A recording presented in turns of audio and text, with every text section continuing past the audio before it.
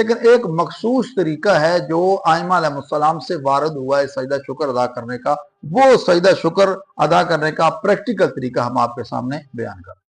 اعوذ باللہ من الشیطان الرجیم، بسم اللہ الرحمن الرحیم۔ سجدہ شکر ادا کرنے کا پریکٹیکل طریقہ، آپ نے دیکھا ہوگا کہ ہم جب نماز مکمل کر لیتے ہیں تو اس کے بعد سجدہ شکر ادا کرتے ہیں، لیکن یہ فقط نماز کے بعد ہی ادا کرنا نہیں ہے، بلکہ آپ کو جب بھی کوئی نعمت ملے یا کوئی بھی مصیبت آپ سے ٹل جائے تو آپ اس وقت بھی سجدہ شکر ادا کر سکتے ہیں۔ اور یہ امام سجاد علیہ الصلوۃ والسلام کی سنت ہے کہ جب بھی کوئی مصیبت ٹل جاتی یا کوئی نعمت امام علیہ السلام کو ملتی تو اس کے بعد وہ سجدہ شکر ادا کرتے تھے۔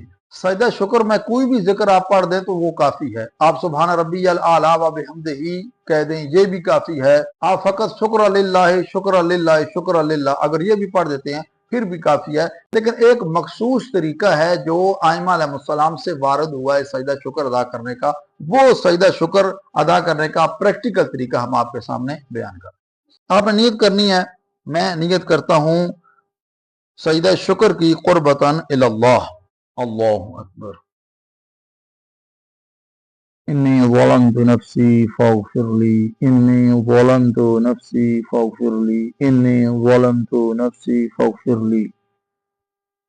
یا اللہ یا رباہ یا سیدہ، یا اللہ یا رباہ یا سیدہ، یا اللہ یا رباہ یا سیدہ۔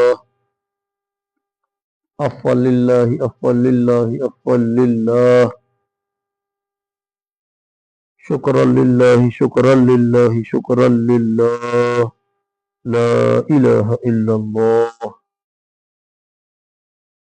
یہ مخصوص طریقہ ہے سجدہ شکر ادا کرنے کا، چاہے تو آپ دایاں اور بایاں رخسار سجدگاہ کے اوپر رکھ کے سجدہ شکر ادا کریں، چاہے تو آپ اپنی پیشانی دائیں طرف سے اور بائیں طرف سے رکھ کر سجدہ شکر ادا کریں، دونوں طریقے آپ کے لیے درست ہیں۔